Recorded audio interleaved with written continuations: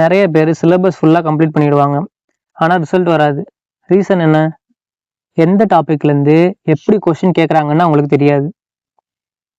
அதை நீங்கள் எப்போ உங்களுக்கு தெரிய ஆரம்பிக்கும் அப்படின்னா, நீங்கள் ப்ரீவியஸ் இயர் கொஸ்டின்ஸ் நிறைய பார்க்க தான் உங்களுக்கு எந்த டாப்பிக்கில் எப்படியெல்லாம் கொஸ்டின்ஸ் கேட்டிருக்காங்க. அப்போது இப்போ வரக்கூடிய எக்ஸாம்ஸ்லையும் அதே மாதிரி பேட்டர்ன் ஓரியன்டாக என்ன பண்ணுவாங்க, ரிப்பீட் பண்ணி கேட்பாங்க. இப்போ நியூமெரிக்கல் கொஸ்டின்ஸாக இருந்ததுன்னா உங்களுக்கு என்ன பண்ணுவோம், நம்பர்ஸ் மாறும். இல்லை கான்செப்சுவல் கொஸ்டின்ஸாக இருந்ததுன்னா நீங்கள் கான்செப்ட் நிறைய ப்ரீவியஸ் இயர் கொஸ்டின் பார்க்க நிறைய கான்செப்ட் தெரிஞ்சுப்பீங்க. ப்ரீவியஸ் இயர் கொஸ்டின் நான் பாருங்கள் அப்படின்னு சொல்கிறது வந்து நீங்கள் ஜஸ்ட்டு ப்ரீவியஸ் இயர் கொஸ்டின் அதுக்கான ஆன்சர் அப்படின்னு மட்டும் பார்க்கக்கூடாது. ஒரு கொஸ்டின் பார்க்குறீங்க அப்படின்னா அதுக்கு பின்னாடி இருக்கக்கூடிய தியரிஸ் என்ன இருக்குது, அது ஓரியன்டாக இருக்கக்கூடிய வேறு விஷயங்கள் நீங்கள் என்னென்ன தெரிஞ்சுக்கணும் அப்படின்றதையும் நீங்கள் சேர்த்து படிக்கணும். ஃபார் எக்ஸாம்பிளுக்கு நீங்கள் ஒரு கொஸ்டின் பார்க்குறீங்க, அதில் ஒரு 4 ஆப்ஷன் இருக்குன்னா அந்த 4 ஆப்ஷனை பற்றியும் நீங்கள் பின்னாடி என்ன தெரிஞ்சிக்க வேண்டியிருக்கு அப்படின்றத பார்த்து அதை நீங்கள் லேர்ன் பண்ணணும். சரி வாங்க, இன்னைக்கு 2025 கேட்டிருந்த ப்ரீவியஸ் இயர் கொஸ்டின்ஸ் RRBLP CPT-ல ஒரு சில கொஸ்டின் பற்றி பார்ப்போம். Why is regular maintenance of HVAC systems considered medium echo அப்படின்னு கேட்குறாங்க. HVAC அமைப்புகளின் வழக்கமான பராமரிப்பு ஏன் ஒரு மிதமான சுற்றுச்சூழல் நடவடிக்கையாக கருதப்படுகிறதுன்னு கேட்குறாங்க. HVAC இதில் வந்து உங்களுக்கு ஹச்ன்றது ஹீட்டிங், வின்றது வென்டிலேஷன், ஏசின்றது air conditioning. AC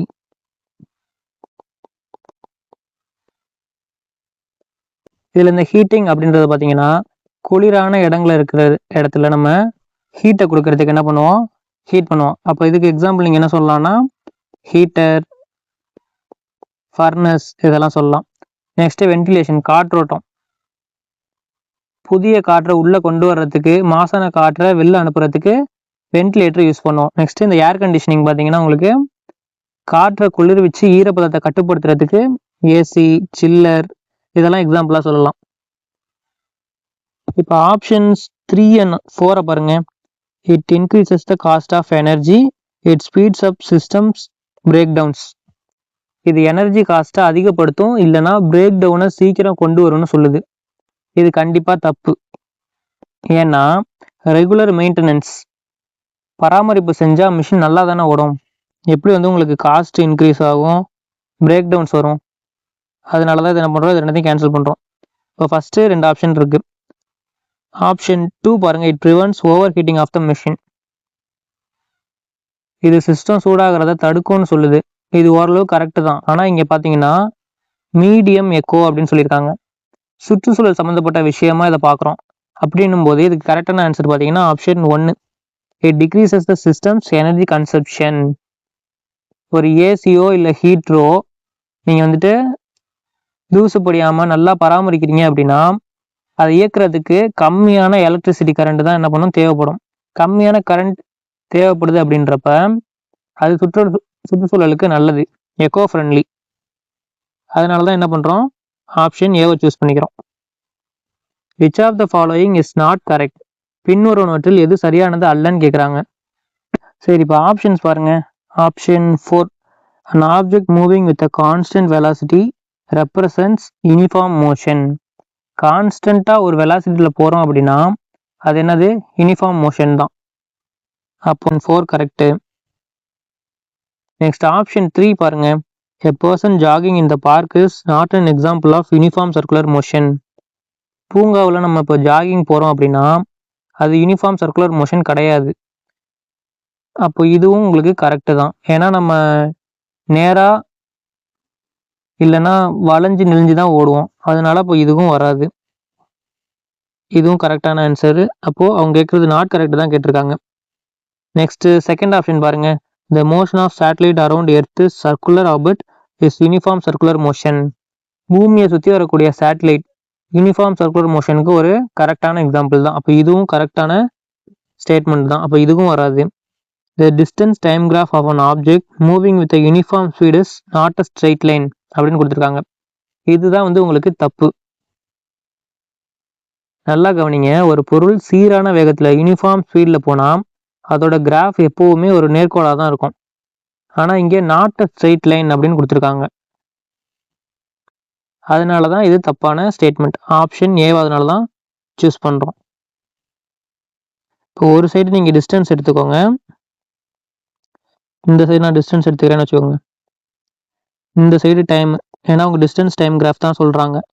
so distance time graph என்ன பண்ணுறோம், ஒரு ஆக்சிஸில் டிஸ்டன்ஸு, இன்னொரு ஆக்சிஸில் உங்களுக்கு டைம் எடுத்துக்கிறோம். Of an object moving with uniform speed is not a straight line அப்படின்னு கொடுத்துருக்காங்களா. யூனிஃபார்ம் ஸ்பீடு அப்படின்றதுக்கு என்ன அர்த்தம், ஒரே ஸ்பீடில் போகிறோம் அப்படின்னு அர்த்தம். இப்போ நான் பைக் ஓட்டிகிட்டு போகிறேன்னா பைக்கில் வந்துட்டு கியர் அடிக்கடி சேஞ்ச் பண்ணாமல் இப்போ 5th கியரில் போட்டுட்டு ஒரே ஸ்பீடில் ஒரு 60 km/hலேயே நான் என்ன பண்ணிட்டு இருக்கேன், போயிட்டுருக்கேன்னு வச்சுக்கோங்களேன். ஸ்பீடு எப்படி இருக்கும் உங்களுக்கு, ஃபஸ்ட்டு 1 மணிக்கு இப்போ நான் ஓட்டிகிட்டு இருக்கேன் அந்த மாதிரி அப்படின்னும் போது ஒரு டிஸ்டன்ஸ் கவர் பண்ணியிருப்பேன், 60 km/hன்னு சொல்லியிருக்கேன். அப்போது 1 மணிக்கு நான் 60, இந்த இடத்துல உங்களுக்கு டிஸ்டன்ஸ் வந்து 60ன்னு இருக்குது. நெக்ஸ்ட்டு 2 மணிக்கு பார்த்தீங்கன்னா இன்னொரு 60 கிலோமீட்டர் போயிருப்பேன். ஏன்னா நான் 60 km/h ஸ்பீடில் போகிறேன்னா நெக்ஸ்ட்டு ஒரு 60 என்ன இருக்கும், ஆட் ஆயிருக்கும். அப்போ நெக்ஸ்ட்டு 120 ஆயிருக்கும். அப்போ இன்னொரு பாயிண்ட் இங்கே கிரியேட் ஆயிருக்கும். ஃபஸ்ட்டு பாயிண்ட் இங்கே, செகண்ட் பாயிண்ட் இங்கே, தேர்ட் ஹவரில் பார்த்தீங்கன்னா இன்னொரு 60 என்ன ஆயிருக்கும், ஆட் ஆயிருக்கும். அப்போது 180க்கு அப்போ இங்கே ஒரு பாயிண்ட் கிரியேட் ஆயிருக்கும். 3க்கு ஸ்ட்ரெயிட்டாக, 180க்கு ஸ்ட்ரெயிட்டாக. அப்போ இதை நீங்கள் அப்படியே ஜாயின் பண்ணிங்கன்னா என்ன ஆகும், ஒரு ஸ்ட்ரெயிட் லைன் கிரியேட் ஆகும். ஆனால் இங்கே என்ன சொல்லியிருக்காங்க பாருங்கள், distance time graph of an object moving with uniform speed is not a straight line கொடுத்துருக்காங்க. ஸ்ட்ரெயிட் லைன் தான் வருது, ஆனால் அவங்க ஸ்ட்ரெயிட் லைன் வராதுன்னு சொல்லியிருக்கிறதுனால ஆப்ஷன் 1 சூஸ் பண்ணிக்கிறோம். Which of the following is a main greenhouse gas that is responsible for global warming? புவி வெப்பமயமாதலுக்கு காரணமான முக்கிய பசுமை இல்ல வாயு பின்வருவனவற்றில் எதுன்னு கேட்குறாங்க. சரி, இப்போ ஆப்ஷன்ஸ் பார்த்தீங்கன்னா ஆப்ஷன் 1 ஆக்சிஜன் இருக்கு. இது நம்ம உயிர் வாழ தேவையான வாயு, இது வெப்பத்தை உருவாக்காது. அப்போ இது என்ன பண்ணுறது, இந்த ஆப்ஷன் வராது. நெக்ஸ்ட் ஆப்ஷன் பாருங்கள், நைட்ரஜன் இருக்கு. நைட்ரஜன் வந்து நம்ம காற்று மண்டலத்தில் இருக்கக்கூடிய 78% இருக்கு. ஆனால் இது வெப்பத்தை ஈர்க்காது, அப்போ இதுவும் வராது. நெக்ஸ்ட் பார்க்குறேன், ஹீலியம் இருக்கு. ஹீலியம் வந்து உங்களுக்கு வந்து ஒரு மந்த வாயு, இனட் கேஸ். இதுக்கும் வெப்பத்துக்கும் சம்மந்தம் கிடையாது, அப்போ தேர்ட் ஆப்ஷன் வராது. ஆப்ஷன் 4 கார்பன் டை ஆக்சைடு தான் வரும். ஏன்னு பார்த்தீங்கன்னா நம்ம யூஸ் பண்ணுற காரு, அப்புறம் ஃபேக்ட்ரிஸு, மரங்கள் எல்லாம் வெட்டுறதுனால இந்த கார்பன் டை ஆக்சைடோட அளவு என்ன ஆகுது, அதிகமாகுது. இது சூரியனோட வெப்பத்தை தனக்குள்ள இழுத்து வச்சுக்கிட்டு வெளியே விடாது. இதனால தான் பூமி சூடாகுது. இதை தான் நம்ம கிரீன் ஹவுஸ் எஃபெக்ட் அப்படின்னு சொல்கிறோம். நெக்ஸ்ட் கொஸ்டின் பாருங்க, an electric heater of resistance 50 ohm uses a current of 3 amps. Determine the heat generated in 20 seconds. 50 ஓம் மின்தடை கொண்ட ஒரு மின் வெப்பமூட்டி 3 ஆம்பியர் மின்னோட்டத்தை பயன்படுத்துகிறது. 20 வினாடிகளில் உருவாகும் வெப்பத்தை கண்டறியவும் கேட்குறாங்க. இந்த கொஸ்டினை சால்வ் பண்ணோம் அப்படின்னா உங்களுக்கு வந்து Joule's law of heating formula தெரியணும். ஜூல்ஸ் லா ஆஃப் ஹீட்டிங், அந்த ஃபார்முலா என்னன்னு பார்த்தீங்கன்னா H is equal to I squared R T. இதில் ஐன்றது உங்களுக்கு கரண்ட்டு, ஆர்ன்றது ரெசிஸ்டன்ஸ், டீன்றது டைம், ஹச்ன்றது ஹீட் ஜென்ரேட்டட். சரி, ஓகே, உங்களுக்கு இப்போ ஃபார்முலா தெரிஞ்சிருச்சு. இப்போ நீங்கள் என்ன பண்ணிடலாம், இந்த ஃபார்முலாவில் சப்ஸ்டியூட் பண்ணிட்டீங்கன்னா உங்களுக்கு எவ்வளோ டிட்டர்மைன் த ஹீட் ஜெனரேட்டட், அந்த உருவான வெப்பத்தை என்ன பண்ணிடலாம் இப்போ கண்டுபிடிச்சிடலாமா. அப்போது H is equal to, எனக்கு என்னென்ன கொடுத்துருக்காங்கன்னு பார்க்குறேன், ரெசிஸ்டன்ஸ் வேல்யூ 50 ஓம்னு சொல்லிட்டாங்க. அப்போ என்ன பண்ணிக்கிறேன், ரெசிஸ்டன்ஸு 50, நெக்ஸ்ட்டு கரண்ட்டு 3 ஆம்ஸ்ன்னு சொல்லிட்டாங்க, current 3 amps, time period 20 seconds, அப்போது டைம் பீரியட் 20 செகண்ட்ஸு, ஐ ஸ்கொயர்டுன்னு இருக்குது. அப்போ நான் என்ன பண்ணுறேன், 3 × 3, நெக்ஸ்ட்டு ஆர் ரெசிஸ்டன்ஸோட வேல்யூ 50, டைமோட வேல்யூ 20 செகண்ட்ஸ், 3 × 3 9, 9 × 5 45, அப்போது 45 ஒரு 0 இருக்குது, இன்ட்டு 20, 45 × 2 போட்டிங்கன்னா உங்களுக்கு என்ன ஆகிடும் 90, அதுக்கப்புறம் இங்கே ஒரு 0, இங்கே ஒரு 0, இப்போது 9000 ஜூல்ஸ் அப்படின்னு நமக்கு என்ன பண்ணியிருக்கு, ஹீட் ஜென்ரேட்டட் வேல்யூ கிடச்சிருக்கு. இப்போது ஆப்ஷன் சியை சூஸ் பண்ணிக்கலாமா. சரி, என்ன சார் நீங்கள் பாட்டுக்கு கொஸ்டின் பார்த்தீங்க, ஃபார்முலா எழுதுனீங்க, ஃபார்முலா வச்சு அப்படியே போட்டிங்க அப்படின்னு கேட்கலாம். சரி, இப்போ இந்த ஈக்குவேஷன் எப்படி வந்துச்சு அப்படின்றத பற்றி பார்ப்போம். ஜூல்ஸ் லா வந்து உங்களுக்கு என்ன சொல்லுது அப்படின்னு பார்த்தீங்கன்னா, the heat produced in a conductor is directly proportional to the square of the current, resistance and time. இதுதான் வந்து உங்களுக்கு ஜூல்ஸ் லா ஆஃப் ஹீட்டிங் சொல்லுது. அவங்க என்ன சொல்றாங்க, heat produced is equal to is directly proportional to the square of current, அதை I ஸ்கொயர்னு எடுத்துக்கலாமா, ரெசிஸ்டன்ஸ் அண்ட் கரண்ட். இப்போ இது எல்லாத்தையும் தான் சேர்த்து என்ன நீங்கள் பண்ணியிருக்கேன், I squared R into T அப்படின்னு எழுதியிருக்கேன். சரி, ஓகே. இப்போ வந்து இந்த டெரிவேஷன் வந்து டெரிவ் பண்ணி காமிக்கிறேன். எலக்ட்ரிக்கல் ஒர்க் அப்படின்றது என்ன, ஒரு சார்ஜ் வந்து இப்போ வந்து நீங்கள் ஒரு ஒயர் எடுத்துக்கோங்க, நம்ம வீட்டில் யூஸ் பண்ணுற கூட ஒயர் கூட எடுத்துக்கோங்களேன். இப்போ அதில் வந்து நம்ம எப்போ கரண்ட் ஃப்ளோ ஆகுதுன்னு சொல்லுவோம், எலக்ட்ரான்ஸ் வந்து இதில் ஃப்ளோ ஆகணும் கரெக்டாக, அந்த ஒயரில் ஃப்ளோ ஆனால் தான் கரண்ட் ஃப்ளோ இருக்கும், நமக்கு கரண்ட்டு வரும். அதே இப்போ வந்து நம்ம எலக்ட்ரான் ஃப்ளோ இல்லைன்னா நமக்கு கரண்ட்டு இருக்காது. இப்போ நீங்கள் வீட்டில் வந்து ஒரு சுவிட்சை போடுறீங்கன்னா, சுவிட்சை போட்ட உடனே என்ன ஆகும், அதில் உங்களுக்கு எலக்ட்ரான் ஃப்ளோ கனெக்ட் ஆனதுக்கப்புறம் அது அப்படியே ஃப்ளோ ஆகி உங்கள் சுவிட்சை போடுறீங்க, இப்போ லைட் எரியுது அப்படின்னா அந்த இடத்துல எலக்ட்ரான்ஸ் ஃப்ளோ இருக்கனால தான் லைட் எரியுது. நீங்கள் திரும்ப இப்போ சுவிட்சை ஆஃப் பண்ணிட்டீங்கன்னா எலக்ட்ரான்ஸோட ஃப்ளோ என்ன ஆகிடும், கட் ஆகிடும், அப்போ உங்களுக்கு லைட்டும் ஆஃப் ஆகிடும். அப்படின்னும் போது அங்கே வந்து எலக்ட்ரிக்கல் ஒர்க் ஒன்று நடந்திருக்கு. அப்போ அங்கே என்ன நடந்திருக்குன்னா, இந்த ஒயரில் சார்ஜ் பார்ட் என்ன ஆயிருக்கு, மூவ் ஆயிருக்கு. இந்த இடத்துல சார்ஜை வந்து நீங்கள் என்னென்னு சொல்லுவீங்கன்னா Q அப்படின்ற சிம்பிளாக மென்ஷன் பண்ணுவீங்க. சரி, சார்ஜ் வந்து உங்களுக்கு சும்மா மூவ் ஆகிடுமா, இப்போ வந்து உங்களுக்கு தண்ணி வர்றத பைப்பே எடுத்துக்கோங்க, தண்ணி வந்து சும்மா உங்களுக்கு வந்துடுமா, வராது. தண்ணி வர்றதுக்கு ஒரு ஃபோர்ஸ் தேவை, அந்த ஃபோர்ஸ் தான் என்னது, இந்த இடத்துல பொட்டன்ஷியல் டிஃபரன்ஸ் அப்படின்றது. இந்த இடத்துல உங்களுக்கு சார்ஜ் மூவ் பண்ண தேவைப்படக்கூடிய அந்த ஃபோர்ஸ் பொட்டன்ஷியல் டிஃபரன்ஸ், அதுதான் உங்களுக்கு இந்த வோல்டேஜ் அப்படின்றது. இந்த சார்ஜை மூவ் பண்ண தேவைக்கூடிய அந்த ஃபோர்ஸ். ஸோ இந்த இடத்துல உங்களுக்கு எலக்ட்ரிக்கல் ஒர்க் அப்படின்றது என்ன வரும், electrical work W is equal to அந்த சார்ஜ் இன்ட்டு அந்த சார்ஜை உங்களுக்கு மூவ் பண்ண தேவைப்பட்ட வோல்டேஜ் பொட்டன்ஷியல் டிஃபரன்ஸ்.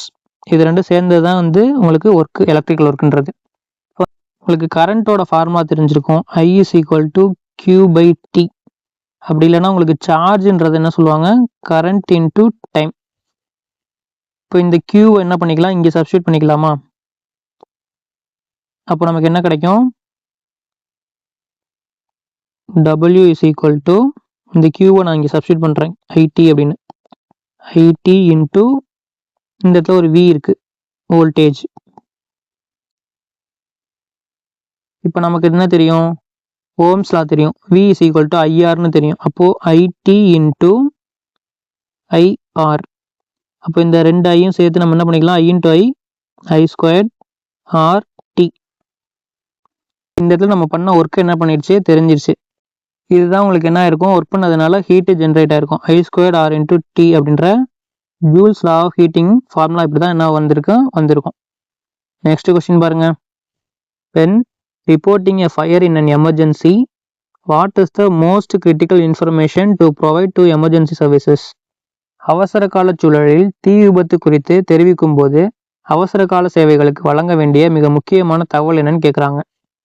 சரி, இப்போ ஆப்ஷன்ஸ் பார்த்தீங்கன்னா, option 2 the weather conditions at the time of the fire, அப்போதைய வானிலை, இது தேவையில்லை. நெக்ஸ்ட் ஆப்ஷன் 3 பார்த்தீங்கன்னா, the color of the smoke and the direction it is moving, புகையோட நிறம், அது அப்புறம் எந்த டைரக்ஷனில் போகுது அப்படின்ற டீட்டெயில்ஸ் இப்போ தேவையானா இல்லை. ஆப்ஷன் 4 பாருங்க, the likely cause of the fire is the fire and the building owner's name, கட்டட உரிமையாளரோட பேர், இது இப்போதைக்கு தேவையில்லாத ஒன்று. ஆப்ஷன் 1 பாருங்க, how the fire started and if someone is injured or missing, இதுதான் உங்களுக்கு கரெக்டான ஆன்சர். ஏன்னு பார்த்தீங்கன்னா, தீ எப்படி ஆரம்பிச்சதுன்னு சொன்னாதான், ஃபார் எக்ஸாம்பிளுக்கு இல்லை ஷார்ட் சர்க்கியூட்டு இல்லை கேஸ் சிலிண்டர்னால அவங்க அதை அணைக்கிறதுக்கு தேவையான எக்யூப்மெண்ட்ஸோட வருவாங்க. அதோட முக்கியம், யாராவது உள்ள சிக்கியிருக்காங்களா இல்லை அவங்களுக்கு காயம் பட்டிருக்கா அப்படின்றத சொல்லணும். இதை சொன்னாதான் ஃபர்ஸ்ட் எய்டுக்கும் ரெஸ்கியூ டீமும் உடனடியாக தயார் செய்ய முடியும். அப்போது இதனால தான் என்ன பண்ணுறோம், ஆப்ஷன் 1 சூஸ் பண்ணிக்கிறோம். The thickness of a thread is measured by a student using a microscope of magnification 100. After making 30 observations, he finds the average width of the thread is 5.7 mm. What is the estimated thickness of the thread? ஒரு மாணவர் 100 மடங்கு உருப்பெருக்கம் கொண்ட நுண்ணோக்கியை பயன்படுத்தி ஒரு நூலின் தடிமனை அளக்கிறார். 30 முறை உற்று நோக்கிய பிறகு அந்த நூலின் சராசரி அகலம் 5.7 mm என அவர் கண்டறிகிறார். அந்த நூலின் உத்தேச தடிமன் என்னன்னு கேட்குறாங்க. மைக்ரோஸ்கோப்போட வேலை என்ன? சின்ன பொருளை பெருசாக காட்டுறது. அந்த நூல் நிஜத்துல சின்னமாக தான் இருக்கும், ஆனால் நீங்கள் மைக்ரோஸ்கோப்பில் அதை 100 மடங்கு பெருசாக்கி காட்டுது. அப்படி பெருசான பிறகு தான் அது 5.7 mm தெரியுது அப்படின்னு சொல்கிறாங்க. அப்போது உண்மையான தடிமன் வேணும்னா நம்ம என்ன பண்ணணும், அந்த மைக்ரோஸ்கோப் எவ்வளவு பெருசாக்குச்சோ அதால் வகுக்கணும், டிவைட் பண்ணணும். ஃபார்முலா வந்து உங்களுக்கு ரொம்ப சிம்பிளுங்க, நோட் பண்ணி வச்சுக்கோங்க. Real thickness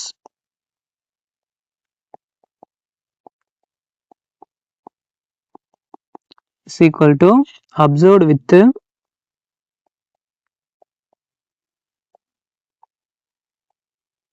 divided by magnification.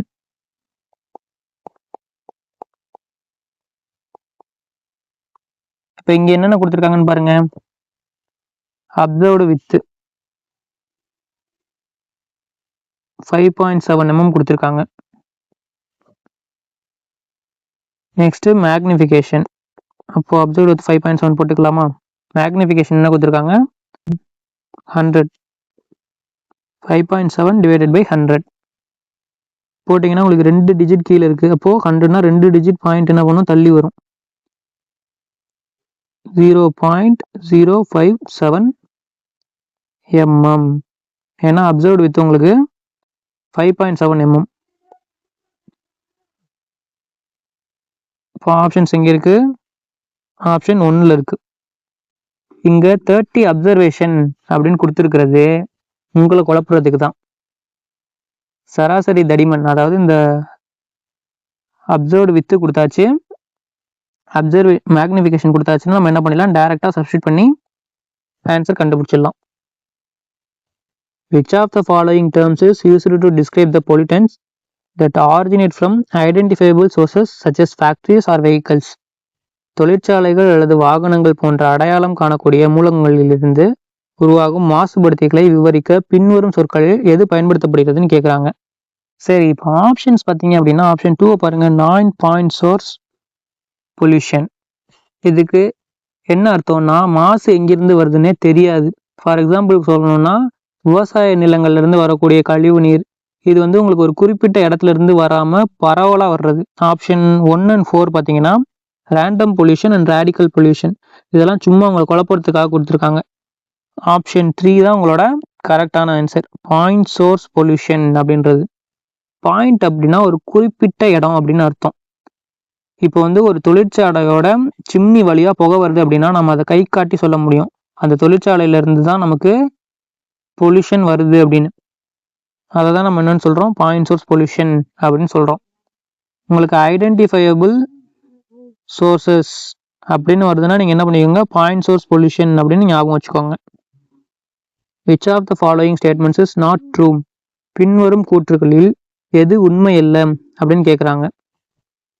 இப்போ ஆப்ஷன்ஸ் பார்த்தீங்க அப்படின்னா the range of clinical thermometer is 35 to 42 degree Celsius அப்படின்னு கொடுத்துருக்காங்க. கிளினிக்கல் தெர்மாமீட்டரோட ரேஞ்சு பார்த்தீங்கன்னா 35 டிகிரி செல்சியஸ்லேருந்து 42 டிகிரி செல்சியஸ். இது கரெக்டு தான். நெக்ஸ்ட் பாருங்க, laboratory thermometer cannot be used to measure body temperature. லேபில் இருக்கக்கூடிய தெர்மாமீட்டரை மனுஷங்களோட உடம்பு சூட்டை அளக்க பயன்படுத்த முடியாது, ஏன்னா அதில் கிங்க் இருக்காது, எடுத்த உடனே ரீடிங் குறைஞ்சிடும்.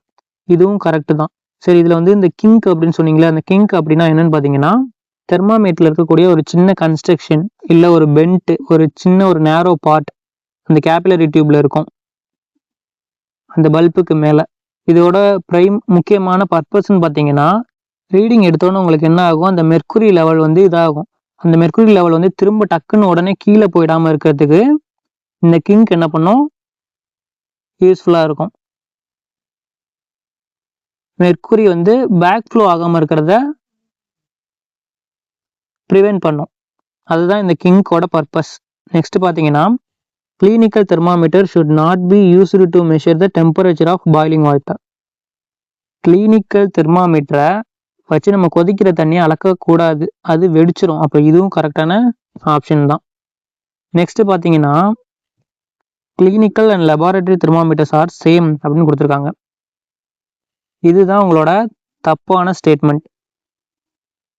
அவங்க கேட்குறது அந்த தப்பான ஸ்டேட்மெண்ட் தான் கேட்குறாங்க. அப்போ ஆப்ஷன் 4 சூஸ் பண்ணிக்கிறோம். இது ஏன் தப்பு அப்படின்னு பார்த்தீங்கன்னா, ரெண்டுமே வந்து உங்களுக்கு ஒன்றும் கிடையாது. கிளினிக்கல் தெர்மாமீட்டரும் லெபார்டரி தெர்மாமீட்டரும் உங்களுக்கு ஒன்றும் கிடையாது. ரெண்டும் வேற வேற வேலைக்கு உள்ளது. அதனால தான் இது தப்பு. ஸோ ஆப்ஷன் 4 சூஸ் பண்ணிக்கிறோம். What is the primary purpose of netiquette in online communication? இணையவழி தகவல் தொடர்பில் இணைய நன்னடத்தையின் முதன்மை நோக்கம் என்னன்னு கேட்குறாங்க. இந்த நெட்டிக்விட்டி அப்படின்றது என்னன்னு பார்த்தீங்கன்னா, நெட்டில் நம்ம மற்றவங்க கூட பேசுகிறப்ப எப்படி நடந்துக்கணும் அப்படின்றது தான். என்ன சொல்லியிருக்காங்க? நெட்டிக்விட்டி அப்படின்றது நெட்டுன்றது வந்து உங்களுக்கு internet plus எட்டிக்விட்டி.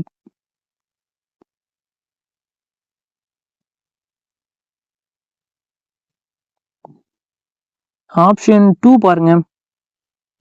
To increase the number of followers on social media.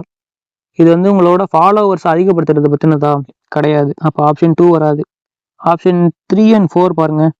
To enhance internet connection speed, to improve typing speed. இதுக்கும் இன்டர்நெட் ஸ்பீடுக்கும் டைப்பிங் ஸ்பீடுக்கும் சம்மந்தம் இருக்கா? கிடையாது. ஆப்ஷன் 1 பாருங்க. To ensure polite and respectful interactions. ஆன்லைனில் நம்ம கண்ணியமாக மரியாதையாக பேசணுன்றது தான் இதோட நோக்கம். அப்போது நெட்டிக்விட்டி அப்படின்றதுக்கு ஆப்ஷன் 1 சூஸ் பண்ணிக்கலாமா? What is the SI unit for solid angle? திண்ம கோணத்தின் எஸ்ஐ அலகு என்னன்னு கேட்குறாங்க. சரி, சாலிட் ஆங்கிள் கூட எஸ்ஐ யூனிட் என்னன்னு கேட்டிருக்காங்க. பிளேன் ஆங்கிளோட எஸ்ஐ யூனிட் என்ன?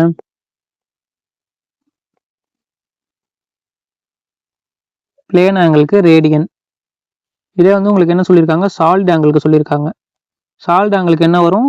ஸ்டிரேடியன். ஸ்டிரேடியன்றது உங்களுக்கு ஆப்ஷன் 4 இருக்குது. அப்போ ஆப்ஷன் 4 சூஸ் பண்ணிக்கலாமா? உங்களுக்கு இந்த வீடியோ பிடிச்சிருந்துச்சுன்னா ஒரு லைக் பண்ணிக்கோங்க. அப்படியே நம்ம பேரரசன் அகாடமிக்கு சப்ஸ்கிரைப் பண்ணிட்டு பக்கத்தில் இருக்க பெல் பட்டன் கிளிக் பண்ணி ஆல் செலக்ட் பண்ணிக்கோங்க. Thank you friends. நெக்ஸ்ட் வீடியோவில் பார்க்கலாம்.